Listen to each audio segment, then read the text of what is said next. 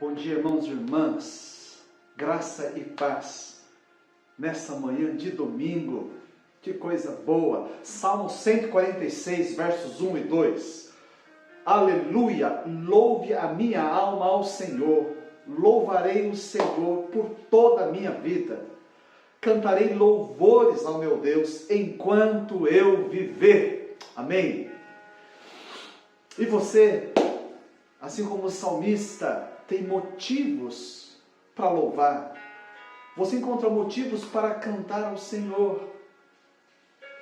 Essa semana eu estava eu estava arrumando lá, tirando umas mudas para replantar no outro canto do quintal para minha esposa e, por uma infelicidade, eu tasquei a enxada no cano que vinha da rua.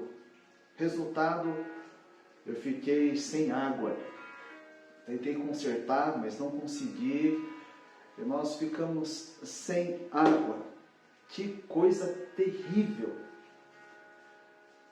Mas um irmão muito precioso, na hora do almoço dele, ele veio até a minha casa e consertou o encanamento. Eu louvo a Deus pela vida dele, pelo sacrifício dele. Eu louvo a Deus por ter água. Quantas vezes você já louvou a Deus por ter água na sua torneira? Há lugares onde as pessoas precisam andar muitos quilômetros para ter água em casa. Água que nem potável é. Você que nessa manhã acordou sob um teto, dentro de uma casa, louvou a Deus por isso.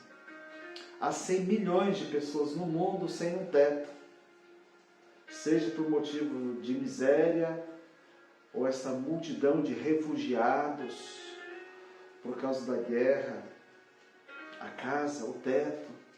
A gente vai se acostumando com as coisas e achando normais.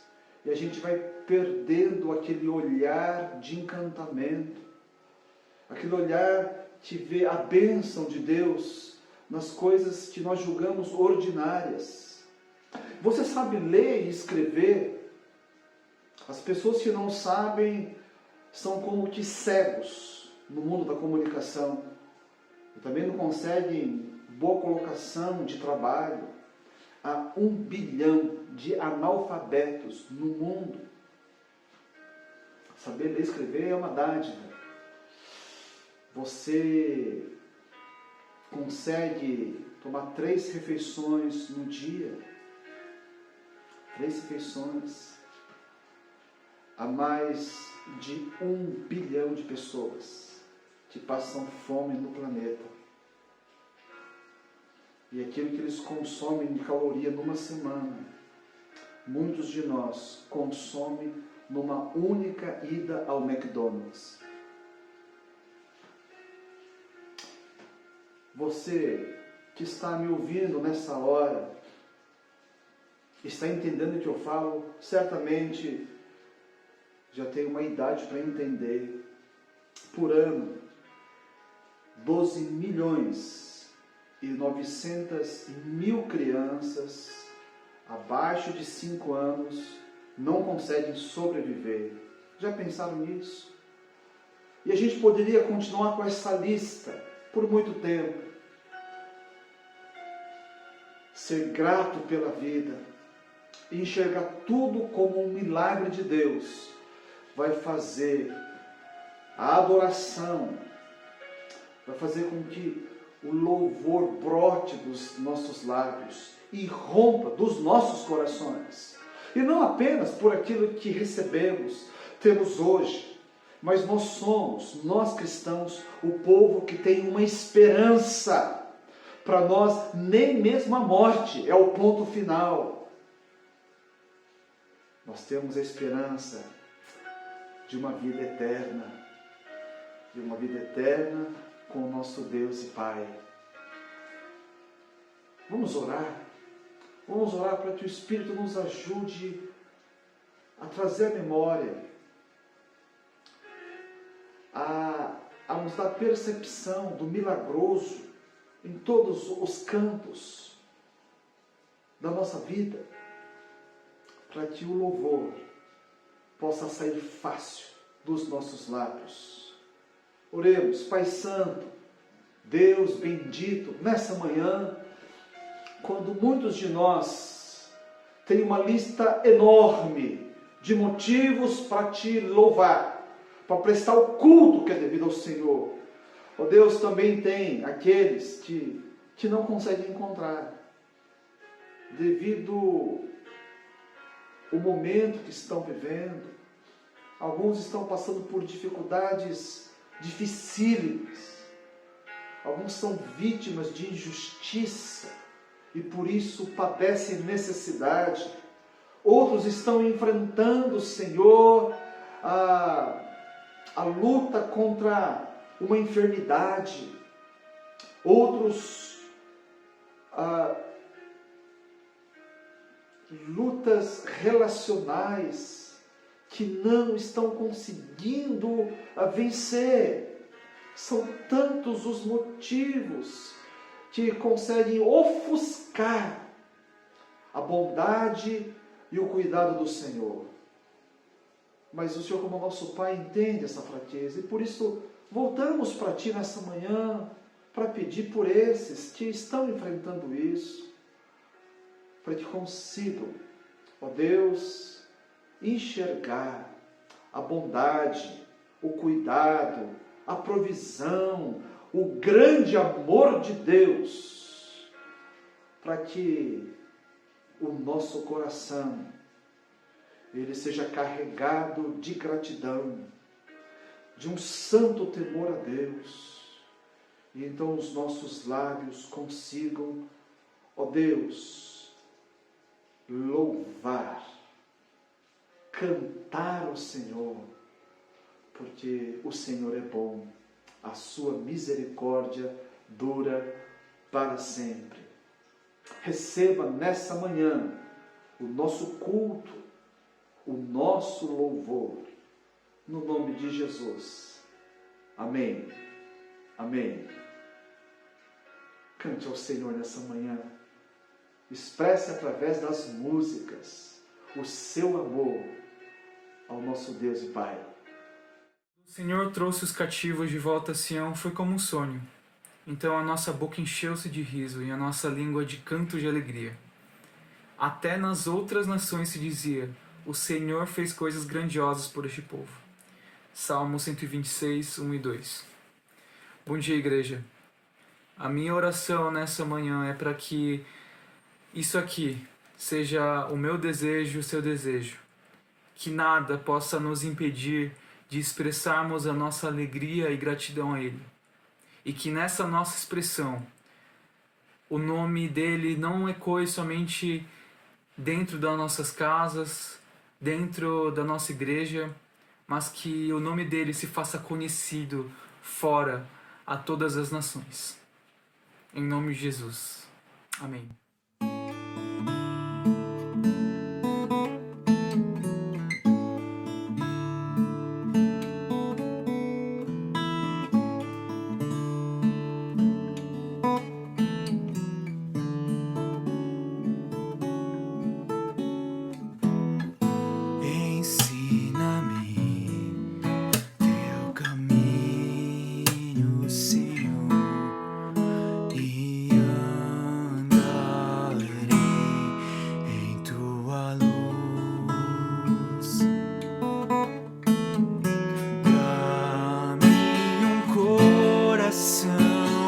rendido a Ti para honrar-Te, ó Deus. Purifica-me, limpa-me, Senhor, e livra-me de tudo que impede o fluir do Teu amor.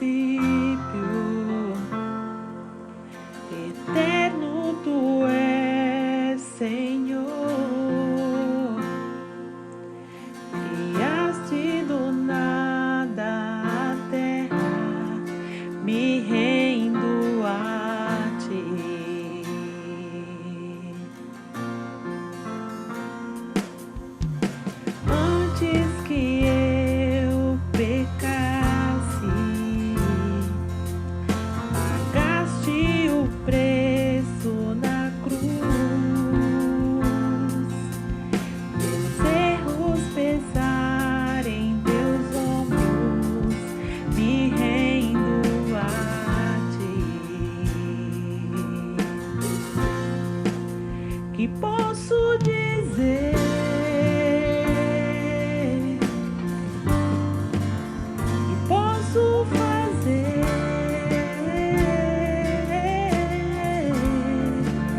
Se não entregar-te, ó Deus, o meu coração,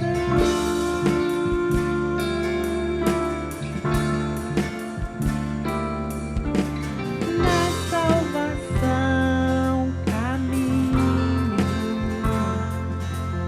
seu Espírito vive em mim.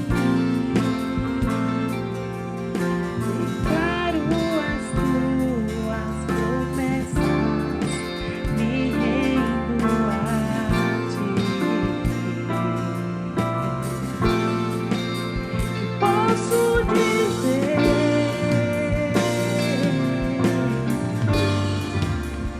posso fazer,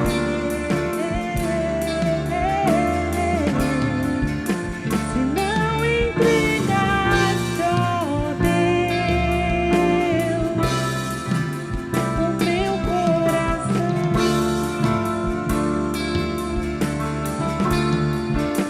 Que posso dizer?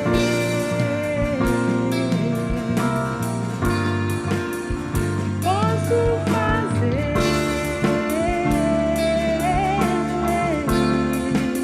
Se não entregar-te, ó Deus, o meu coração.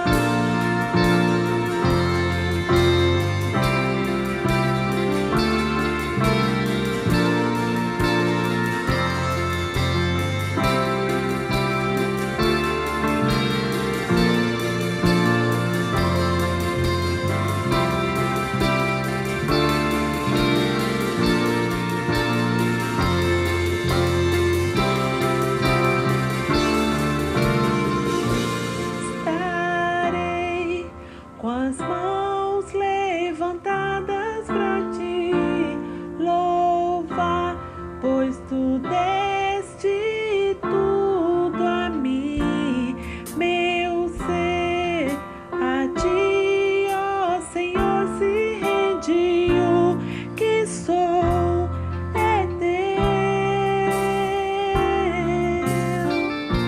Estarei com as mãos levantadas pra te louvar, pois tu deste tudo a mim, meu ser a ti, ó Senhor, se rende, o que sou é teu. Estarei com as mãos levantadas pra te louvar, pois tu deste tudo a mim, meu ser a ti, ó Senhor, se rende, que sou é teu.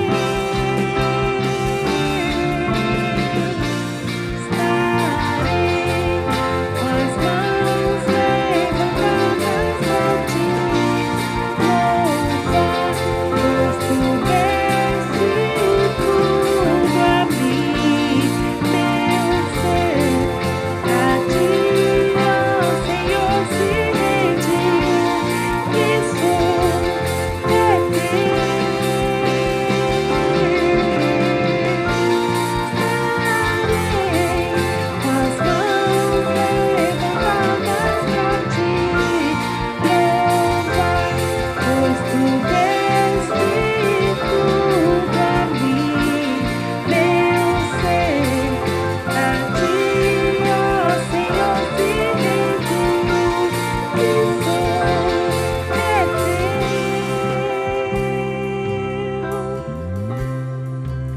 Que posso dizer?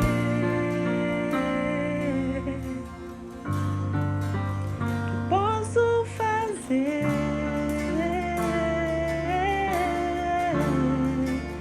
Se não entregar-te, ó Deus, o meu coração.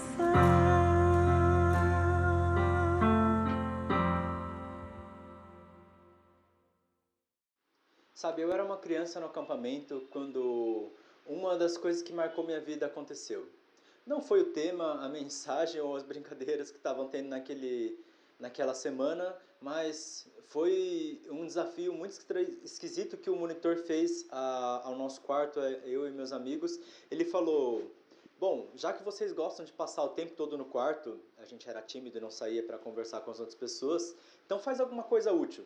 Tenta decorar a genealogia de Jesus, todos os ancestrais de Jesus, listados nome a nome em Mateus 1, 1 a 17. A gente olhou para aquilo e falou assim: por quê? Não tem sentido nenhum em fazer isso. Ele falou: bom, faz alguma coisa útil do seu tempo, pelo menos vocês vão estar lendo a Bíblia. E para nos motivar, ele falou: quem conseguir, ao final da semana eu vou dar um refrigerante. E a gente brilhou os olhos e falou: nossa, refrigerante, aí sim, né? Abriu o texto, viu o tamanho do texto, desistiram. O pessoal olhou e falou: nossa, é grande demais, não vale a pena, é um monte de nome. Além de ser muitos versículos, como que eu vou decorar alguma coisa que não tem ligação uma com a outra? E não valia a pena, é o que o pessoal pensou. Mas naquele momento dentro de mim instalou alguma coisa e eu falei: bom, vamos ver, né? Vamos reler, será que dá? Eu tentei, eu li, eu comecei a decorar e tipo, começou a aumentar esse sentimento dentro de mim. Talvez fosse ganância, talvez fosse competitividade, talvez fosse simplesmente tédio, mas estava começando a borbulhar alguma coisa. E eu li, me preparei. No último dia, chegou o momento com o monitor, a gente estava lá cara a cara, o quarto inteiro, os equipantes do acampamento tinham ficado sabendo, todo mundo foi lá assistir.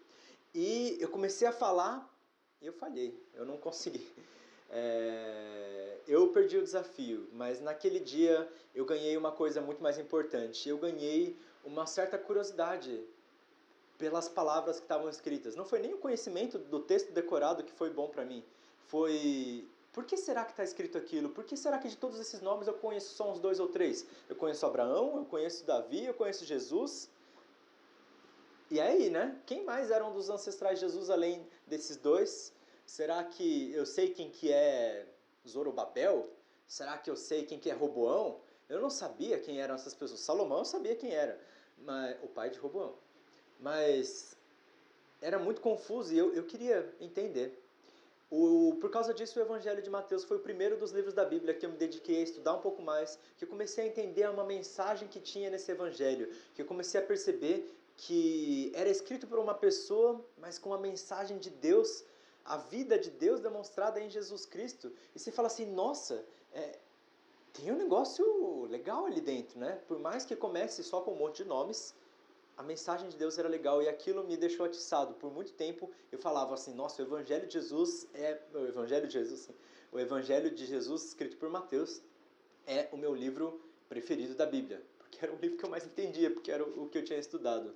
E foi muito legal ter aquilo, ficar maravilhado com as palavras de Jesus e ver, de bônus ainda, ser escrito por um xará com o mesmo nome que eu, né?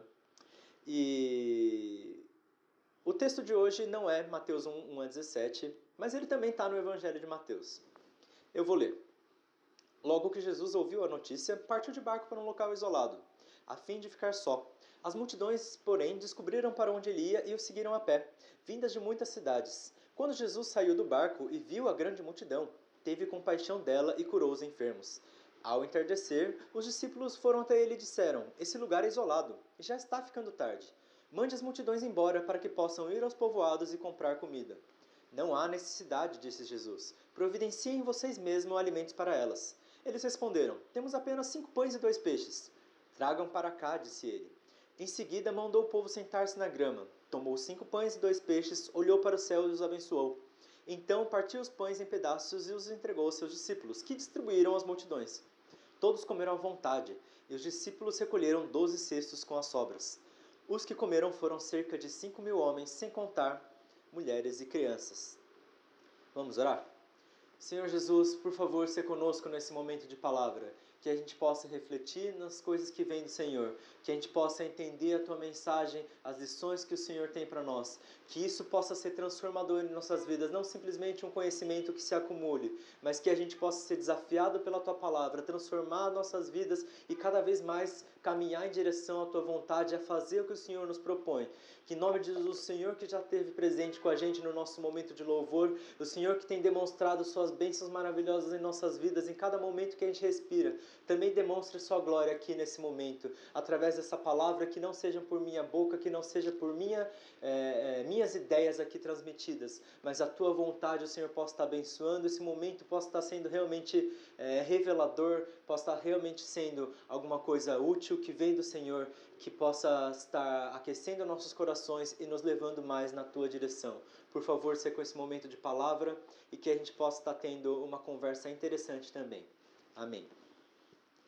Esse milagre de Jesus, a multiplicação dos pães, que está em Mateus 14, de 13 até 21, foi de todos os milagres de Jesus o único que está escrito em todos os 4 evangelhos. E cada autor escreveu com uma perspectiva diferente. Cada um deles tinha um fim, uma mensagem para passar, uma lição na sua mente. Vários aspectos da mesma verdade que era Jesus Cristo. E dentre eles, Mateus está descrevendo uma série de demonstrações de Jesus, de milagres, de coisas que ele fazia que demonstravam a sua identidade. Jesus não era só um profeta, não era só uma pessoa capaz de fazer um milagre ou outro, não era só um cara que falava muito bem e tinha uma mensagem interessante para dizer. Jesus, ele era o Cristo. Depois de todas aquelas demonstrações, ficou tão claro que Pedro não conseguiu conter suas palavras inspiradas pelo Espírito Santo e disse: você é o Cristo, o Filho do Deus vivo. Jesus falou assim: é verdade, você não saberia disso, mas isso foi te revelado. Mas todos esses milagres também, para aqueles que não quiseram crer, demonstraram rejeição. Todas aquelas sequências de coisas Mateus demonstrou, que deixou as pessoas sem opção de ficar no meio termo, sem opção de não saber quem Jesus era. Ou você aceitava que ele era o Cristo, ou não. Depois do que Jesus tinha feito, não tinha mais outra reação que você podia fazer. Jesus desafiava as pessoas a tomar uma reação sobre todas aquelas coisas que ele fazia. E nesse momento de isolamento que Jesus estava passando, ele tentou, na verdade, ficar isolado e não conseguiu. Ele ouviu a morte de João Batista e resolveu sair para o deserto. Ele foi voluntariamente. E eu não sei se ele estava tentando evitar de ser morto por Herodes, porque a hora de Jesus ser morto era na cruz, ele sabia disso, então ele talvez deveria fugir daquele momento. Eu não sei se ele percebeu que João Batista, o profeta que tinha o anunciado e que era seu primo, tinha sido morto e estava de luto. Talvez ele precisasse de um tempo em isolamento. Talvez ele fosse buscar um momento de direção de Deus, porque Jesus gostava de ir para o deserto orar e buscar o que Deus tinha para ele, por mais que ele mesmo fosse Deus. Um exemplo para a gente orar em todos os momentos. Jesus, ele não sei exatamente por que ele foi fazer isso, mas já que ele é Jesus, eu sei que era alguma coisa boa. Jesus, ele decidiu por conta própria se isolar de todos os outros. É muito diferente esse isolamento voluntário de um confinamento. Os nossos confinamentos, eles são doloridos, eles não são naturais, eles são sem propósito. E quando a gente está passando por alguma coisa que vai contrária aos nossos desejos, às nossas formas naturais de viver, a gente se sente angustiado, a gente quer sair dessa situação. Assim como o pastor Joel disse na semana passada sobre o medo. Quando a gente não entende que é Deus dizendo pra gente não temas, a gente tem todos os motivos para nos aterrorizar, para não saber o que fazer, para ficar travado perante uma situação, para não falar da vontade de Deus ou demonstrar quem é Deus, falar do seu evangelho, em momentos que a gente deveria, em momentos que a gente poderia ser exemplo, ser sal e luz nesse mundo. Quando a gente não sabe que Deus está dizendo para a gente não temer, a gente fica preso. Na outra semana a gente falou sobre o pecado nos prendendo. Quando a gente não percebe a misericórdia e a graça de Deus que nos atinge e nos restaura desse pecado, a gente fica preso. Quando a gente passa por diversas das situações que são contrárias, que nos deixam angustiados, que não estão sob nosso controle, nós nos sentimos confinados. Mas é muito diferente o que aconteceu com Jesus. Ele foi para o deserto porque ele quis, ele já tinha feito isso outras vezes. Ele ficava isolado não porque alguma coisa estava prendendo ele, mas porque ele sabia o que ele estava fazendo e porque era a escolha que ele tinha que fazer, a escolha certa. E aquele tempo longe não era perdido, mas era um tempo investido que Jesus tinha. Se isolar não significa confinamento. Não significa confinamento quando esse isolamento tem um propósito nessa ação que você faz. Se você fica isolado numa prisão, você está confinado. Você não queria estar necessariamente lá e você não tem o que fazer, aquilo vai contra você mesmo. Mas quando você vai sozinho para algum momento especial que você precisa fazer o que você precisa fazer lá, isso tem um propósito e é o que Jesus fez. O texto diz o seguinte: logo que Jesus ouviu a notícia, partiu de barco para um local isolado a fim de ficar só. As multidões, porém, descobriram para onde Jesus ia e o seguiam a pé, vindas de muitas cidades. Quando Jesus saiu do barco, viu a grande multidão, teve compaixão dela e curou os enfermos.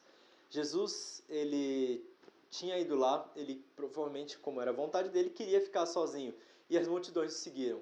Ele podia simplesmente evitar, falar assim, não, eu vim aqui para ficar sozinho, vai embora vocês, ou deixa eu ir para um outro canto que não tem as outras pessoas, mas está escrito que ele teve compaixão das pessoas. Ele não foi forçado a fazer os milagres, mas ele foi curar cada uma das pessoas que estava enferma. E essas coisas continuaram apontando para o fato de Jesus ser o Messias. Mas ao entardecer, os discípulos foram até ele e disseram, esse lugar é isolado, está ficando tarde. Mande as multidões embora para que possam ir aos povoados comprar comida. Não há necessidade, disse Jesus. Providenciem vocês mesmos alimentos para elas. Eles responderam, temos apenas 5 pães e 2 peixes. Traga para cá, disse ele. Não há necessidade. Essa foi a resposta do mestre. Providenciem vocês mesmos esse alimento. Será que Jesus ele era ignorante ao fato de que os discípulos não tinham alimento com eles? Será que ele não sabia que eles não tinham recursos para alimentar tudo aquilo de gente? Definitivamente Jesus sabia que eles não tinham o suficiente. Jesus sabia que não dava para eles fazerem, mas ainda assim ele fez esse pedido. Ele esperava que eles respondessem. A nossa vida parece muito com esse tipo de situação, de um pedido inesperado que não dá para a gente cumprir. Pode ser da mesma forma que uma criança ouve um desafio de decorar um texto longo demais para se decorar, impossível, sem motivo nenhum. Pode ser que isso seja como uma pessoa que não entende qual é a sua vocação cristã, o que você precisa viver para seguir. Deus está me pedindo para viver a minha vida, mas eu não sei o que eu tenho que fazer, eu não sei como fazer, talvez eu não acho que eu consiga fazer. Talvez seja como ministérios que estão precisando de pessoas para ajudar, e eu não sei como eu posso contribuir, o que eu poderia fazer? Talvez seja alguém que precisa da sua ajuda, talvez seja a sua necessidade de não ficar parado porque está sentindo que a sua vida está sendo em vão. A gente se sente desafiado a fazer coisas que não nos sentimos capazes, que não nos sentimos possíveis de fazer. Porque a vida ela é cheia disso. A gente recebe desafios e, por nossa natureza, somos humanos, sentimos que não conseguimos corresponder com essas coisas. Mas quando o mestre age, pede, a hora não é da gente fazer perguntas, é de responder a esse pedido. E os discípulos, eles obedeceram. Tudo que eles tinham era 5 pães e 2 peixes, mas eles entregaram. Os discípulos, eles entendiam que... Eles talvez não sabiam que Jesus ia fazer uma multiplicação, mas eles entendiam que se era o mestre que estava pedindo, valia a pena eles corresponderem com esse pedido. Talvez Jesus fosse fazer alguma coisa, certamente era alguma coisa boa, porque vinha do mestre. E, dito e feito, em seguida, Jesus mandou o povo sentar-se na grama, tomou os 5 pães e 2 peixes, olhou para os céus e abençoou. Partiu os pães em pedaços e entregou-os aos seus discípulos, que distribuíram às multidões. Todos comeram à vontade e os discípulos recolheram 12 cestos cheios com as sobras. Os que comeram foram cerca de 5.000 homens, sem contar as mulheres e crianças. De 5 pães para mais 5.000 famílias, talvez. Não foi obra dos discípulos. Foi do Senhor que estava na frente deles. Mas ele pediu a esses discípulos. Vamos ver exatamente o que aconteceu. Jesus olhou para o céu e deu graças. Ele estava apontando que a provisão vem dos céus, vem de Deus. As multidões seguiam ele porque queriam comer. E o apóstolo João até mesmo narra que Jesus, depois daquele acontecido, as pessoas queriam fazer dele rei porque ele dava comida. Mas ele ainda assim se afastou, porque também não era aquilo que ele queria. Ele não queria morrer por Herodes, mas ele também não queria ser feito rei. Ele precisava morrer demonstrando que ele era um rei. Olha só que mensagem bonita. Vocês têm que ler o Evangelho de João, gente. Hoje a gente está falando sobre o Evangelho de Mateus. E Mateus fala que a comparação naquele momento era Jesus demonstrando que Deus, como tinha feito no Egito, Muitos anos antes, com o povo que tinha saído do Egito, que estava no deserto, estava com fome e Deus providenciou para eles pão dos céus, o maná. Jesus era esse Deus diante deles em forma humana, providenciando pão, agradecendo, olhando para os céus, que alimentava as multidões. O povo de Israel sedento, era Jesus que era esse que alimentava. Não porque ele era um milagreiro, mas porque ele era o próprio Deus. É isso que Mateus queria dizer para as pessoas que estavam lendo e para a gente, inclusive, devemos entender. Deus é aquele que provê nas nossas vidas. O Senhor que transforma o que a gente tem em mãos em alguma coisa maravilhosa, em milagre. Da nossa insuficiência, ele tira a plenitude do que a gente tem de pouco. A gente percebe quando é usado por Deus, esse pouco se torna sobra. Não falta, ele até tem além do que precisa. Quando está na mão de Deus, vai além. Um dos meus professores, ele tem uma história de vida um pouco esquisita. Eu achava assustadora toda vez que eu escutava. O tempo todo parece que ele estava pobre. Ele passava fome e daí alguém dava uma oferta, ele não tinha dinheiro para o transporte, ele ia a pé e alguém dava uma carona, ele tinha dinheiro para o transporte, mas era só para a ida, ele ia e alguém falava, não, Deus me mandou te dar esse valor, e era só o valor para voltar para casa, e ele passou dias e dias e anos com aquele estilo de vida. Inclusive, quando eu tive aula com ele, ele ainda estava passando por dificuldade, ele comentava como se fosse a coisa mais natural e agradável, porque toda vez que acontecia aquilo, Deus se mostrava provedor. E ele falava assim, como é bom viver assim. Eu falava assim, não, como é bom não, como é estressante viver o tempo todo faltando. Porque nunca vinha do tipo, então você recebeu R$1 milhão de oferta, e agora você vai ficar tranquilo para sua vida. Era sempre do tipo, alguém falou, não, então hoje eu vou te levar para sair para comer. E ele não tinha o que comer naquele dia, sobrevivia. Aí no dia seguinte, ele, sei lá, achava alguma nota de dinheiro no chão. Ou no dia seguinte, aconteceu tanta coisa, eu não me lembro exatamente todas as histórias que ele contou, mas sempre vinha uma provisão e elas sempre eram para aquele momento de vida. Não significa que ele não passou nenhum dia passando fome. Teve dias que não recebeu, teve dias que ele teve que voltar, teve dias que ele teve que dormir fora porque não tinha como voltar para casa. No momento que a gente estava tendo aula com ele estava passando por uma situação de despejo. Eles iam mandar ele para fora da casa que ele estava e ele não tinha para onde ir. E eu soube depois que ele encontrou, algum irmão ofereceu ele passar um tempo na casa, depois ele encontrou algum outro lugar para ficar. E era muito interessante que ele passava por muitas dessas dificuldades. E a vida dele não era, na verdade, sofrida, era inspiradora para a gente. Deus, ele não mostrou na vida dele que ele era provedor dando riqueza, não mostrou que Deus que era provedor sempre suprindo ele. Muitas das vezes Deus supriu, e algumas das vezes não. Deus mostrou que ele era provedor porque o que ele fazia dava frutos, porque a vida dele estava sendo dedicada a servir a Deus. Isso não significa só porque ele era um pastor ou só porque ele era um professor de seminário que ele servia a Deus. Porque ele tinha dedicado a viver a vida dele para Deus. Pode ser que seja com um emprego, se fosse outra pessoa. Pode ser que seja com bondade na rua, conversa com outras pessoas. Seja como for a sua forma de serviço a Deus, a mesma forma que para ele, isso é a disposição que Deus espera. O servir a Deus é o que dá frutos. E um dos frutos que teve através do serviço na vida desse professor foi inspirar a minha vida, foi perceber para mim que Deus é Deus, por mais que eu tinha um coração que queria duvidar que Deus poderia fazer, porque eu já tinha visto muitas vezes Deus não fazendo. Não era isso o Deus provedor. Deus provedor era o Deus que estava com ele no final do dia, mesmo quando ele não tinha o que comer. Deus provedor era o Deus que manteve a fé dele firme, forte, inspiradora, a ponto de pessoas se converterem, de pessoas aprenderem sobre a palavra e poderem ensinar. Muito do que eu aprendi sobre o Antigo Testamento na Bíblia foi com esse professor. Ele foi o meu primeiro professor no seminário. E até hoje ele ainda está servindo a Deus. Mesmo com essa vida conturbada, ele ainda serve a Deus. Isso é maravilhoso. Não parece muito razoável quando o mestre pede alguma coisa. Pede para ele dar aulas, pede para ele servir, pede para ele ser pastor quando ele não tem nem o que comer.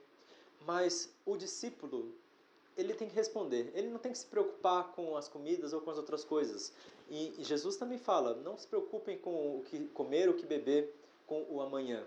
Se preocupem com as coisas de Deus. O que Jesus ensina a fazer é o que Jesus mesmo fez. Quando um milagre acontece, será que as histórias bíblicas os milagres só acontecem lá e não tem mais hoje?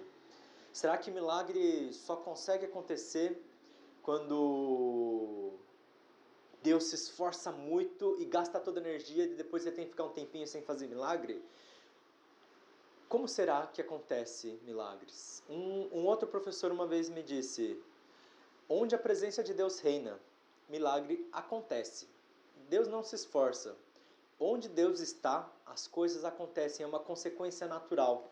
Porque a presença de Deus é tal que o mundo ao seu redor não consegue não reagir. E se o mundo ao seu redor não consegue reagir, quanto mais nós que cremos, que somos criação dele, que somos tornados filhos, devemos reagir. É uma consequência natural de onde Deus está, do milagre acontecer. Mas talvez da nossa parte, a gente feche nossos olhos para quando os milagres estão acontecendo. Talvez da nossa parte, se a gente não providencia, a gente não vê o milagre acontecer. Eu não acho que se os discípulos não tivessem dado 5 pães e 2 peixes, Jesus ia ter deixado de alimentar a multidão. Talvez Jesus ia ter feito assim com a mão vazia e ainda ter tirado o pão. Talvez Jesus ia ter tirado algum que ele tinha com ele. Talvez as pessoas iam simplesmente sentir a fome saciada de um momento para o outro. Deus é Deus e é Deus quem provê. Mas o pedido dele permitiu aos discípulos ver que a ação deles teve algum resultado, gerou frutos, que eles puderam fazer parte desse milagre de Deus. O milagre, ele sempre acontece quando Deus o quer. Mas a gente faz parte dele quando a gente provê o que Deus o pede para nós. Nós não somos as pessoas que estamos, quando a gente providencia, Deus provê, né? E Jesus, ele que deu o exemplo. Na história a gente vê que o começo dela é Jesus tentando se isolar no deserto, porque ele queria ficar sozinho. Mas quando as pessoas foram atrás dele, ele teve compaixão e os curou. Jesus mesmo demonstrou que ele usou o que ele tinha em mãos, que não era nada fisicamente, mas era o relacionamento dele com Deus. E ele curou as pessoas, demonstrou que ele era Deus ainda por cima. Ele fez o que ele não precisava fazer. Um pedido que não era razoável, porque ele queria ficar sozinho e as pessoas o contrariaram. Mas ele mesmo demonstrou o exemplo que a gente tinha que fazer depois. Primeiro, ele curou as pessoas, para depois pedir aos discípulos, então, faz a mesma coisa que eu acabei de fazer. Mas não precisa fazer coisas sobrenaturais que vocês não conseguem. Façam coisas que estão à sua mão, que o sobrenatural eu garanto. E Jesus, de fato, garante. A gente pode ver que nos milagres dele, se a gente segue e entrega essas coisas, todas as vezes que acontecer alguma coisa grandiosa, glorifica a Deus, porque a gente viu que não foi de nós que multiplicou os pães. A gente simplesmente levou os pães até Deus. Como é Deus quem o faz, é Deus que é glorificado. O nome de Jesus sempre é glorificado quando a gente entrega, quando a gente providencia para Ele o que Ele nos pediu, o que a gente está à nossa frente, seja para servir, seja para contribuir, seja para consolar um irmão. É assim que acontecem os milagres. Mas quantos será que desses a gente tem deixado preso nos nossos corações? Quantas vezes a gente se recusa a usar dos nossos talentos? Quantas vezes a gente acha que o que a gente tem é insuficiente? Vamos refletir sobre isso. Eu tenho sido confrontado em muitos momentos ultimamente a usar coisas que eu não gostava em mim mesmo, usar coisas que eu... não era nem que eu achava insuficiente, eu só não queria fazer. Às vezes por preguiça, às vezes porque eu não queria ser taxado como uma pessoa que faz esse tipo de coisas. E é o que Deus tem me desafiado. E quando Ele me desafia e eu uso, não é de mim que vem, mas é a forma de Deus que traz maravilhas nessas coisas, coisas que eu nunca imaginaria acontecendo. Às vezes uma coisa que eu estava pensando, o que eu tenho que fazer na pandemia? Qual que é a minha função? E eu pensei num projeto grande, uma coisa super legal para fazer, eu comecei a investir e foi indo, né? Foi legal, não foi ruim. Mas uma direção que Deus tinha me dado era, tipo, liga para as pessoas, conversa e ora junto. Eu falei, nossa, que bobo, né? Vou fazer por desencargo de consciência. E é nisso que Deus demonstrou a sua glória. Toda vez que eu ligo, eu me sinto cheio. Nossa, olha só como o que Deus tem feito na vida do outro. Olha só que oportunidade de ter um momento de orar junto com tal pessoa. Orar com as pessoas individualmente, sem que eu precise orar sem saber as circunstâncias de vida. Ou até saber só por ouvir falar. Eu estou sabendo porque eu estou conversando com as pessoas. Deus demonstrou muitas coisas boas. Ele não só na minha vida abençoou, as pessoas também foram abençoadas. E olha só, eu recebi oração de um monte de gente também por causa disso. Deus, Ele é um Deus que faz maravilhas em coisas que a gente não espera, mas a gente vê elas quando a gente faz parte. A prisão do milagre é quando a gente se recusa a entregar os nossos pães e os nossos peixes. É quando a gente confia na gente mesmo o que Deus nos tem dado para compartilhar. É quando a gente se nega a seguir o exemplo de Jesus, que fez o que Ele não precisava fazer, porque esse era o servir. É quando a gente não tem fé que Deus vai agir quando a gente faz a nossa parte. Quando a gente faz a nossa parte, de Deus está garantida. Então significa que se a gente não fez porque a gente achou que não ia acontecer, não é porque Deus não ia fazer, é porque nos faltou fé. Eu quero desafiar nós, a comunidade de fé, a gente que está aqui olhando para Deus, olhando para essa palavra de Jesus, olhando para esse milagre de multiplicação tão conhecido e que a gente sempre pensa, o que eu tenho a ver com isso? A gente nasceu para ser bênção, a gente nasceu para ser sal e luz, a gente nasceu para compartilhar dos nossos pães e peixes e ver Deus fazer o milagre dele, não para deixar esses milagres presos dentro da gente. Se você tem se recusado a alguma direção de Deus, se você tem se recusado aí na sua vocação cristã, se você não tem entendido e não tem sentido angústia por buscar o que Deus tem para você, a utilizar o que você tem em mão, seja simplesmente a sua orelha para conversar com alguém, seja simplesmente o seu tempo para passar com outra pessoa, seja coisas simples como costurar máscara e distribuir na rua, alimentar a sua família, qualquer coisa que você tenha, seja servir em ministério, seja ser um pastor, seja ser um missionário, seja viver bem e trabalhar adequadamente com o que você tem na sua frente. Se você tem recusado a sua vocação cristã diante de Deus, você tem prendido os milagres que você pode vê-los acontecer. E se você tem prendido essas coisas, eu te desafio a libertar, porque você vai ver as maravilhas de Deus. Deus é aquele que provê nas nossas vidas e na dos outros. A gente nasceu para testemunhar da palavra de Deus, para compartilhar do Evangelho. E esse Evangelho vai ficar preso se a gente não abrir a boca. Esse Evangelho vai ficar preso se a gente não levantar de onde a gente está e não fazer com o que a gente tem em mãos. O desafio que Deus tem colocado para mim é o que eu comentei, é talentos que eu não imaginava que eu tinha, e talvez eu não tenho talentos no sentido de ser muito bom nessas coisas, mas é uma direção que Deus tem dado, e necessariamente, se Deus dá essa direção e a gente levanta, as coisas vão acontecer. Talvez não da forma como a gente espera, mas elas vão. Que milagres você tem deixado preso na sua vida? Que talentos você tem deixado oculto? Que disposições e contribuições você tem deixado de fazer porque às vezes te falta fé? Vamos orar? Senhor Jesus, o mundo está precisando da sua esperança, o mundo cheio de caos, o mundo cheio, faltando a tua direção. A gente, por resposta, precisa fazer a nossa parte. A gente precisa entender que o Senhor é Deus e que a gente está sendo desafiado pela Tua Palavra a compartilhar dos Teus milagres, a compartilhar do que a gente tem para Te ver multiplicar, dos nossos talentos, das coisas que o Senhor dá. Porque se o Senhor deu, elas são úteis para o ministério, elas são úteis para a contribuição, seja financeiramente, seja gastando tempo, seja gastando energia, seja gastando dons. A gente precisa ser desafiado e ser levado a transformar isso em coisas práticas, e da nossa disposição a gente não consegue, mas a gente sabe que do Senhor, o Senhor pode trazer essa transformação em nossas vidas. O Senhor pode fazer a gente a ser grandes, a ser servos que veem grandes transformações acontecendo em nosso mundo, no nosso tempo de hoje. Não é amanhã que a gente vai ver essas coisas acontecerem, é hoje, e é hoje quando a gente levanta. Por favor, nos ajuda a ter essa disposição, por favor, nos ajuda a ver diante de nossos olhos o Senhor fazer milagres. Não somente a gente ser abençoado porque a gente vê o Senhor fazer milagres, mas pessoas serem convertidas, os nossos irmãos serem abençoados, pessoas serem enviadas para o ministério, e a gente vê a Tua igreja ser edificada no meio de tudo isso, porque isso tudo glorifica o Teu nome. Que a gente seja essa igreja que Te responde dessa forma, que a gente seja essa igreja que Te serve adequadamente, que vê os Seus milagres acontecerem. Que a graça do nosso Senhor Jesus Cristo e o amor de Deus, a comunhão do Espírito Santo seja com todos nós agora, e a gente possa seguir com isso adiante. Em nome de Jesus, amém.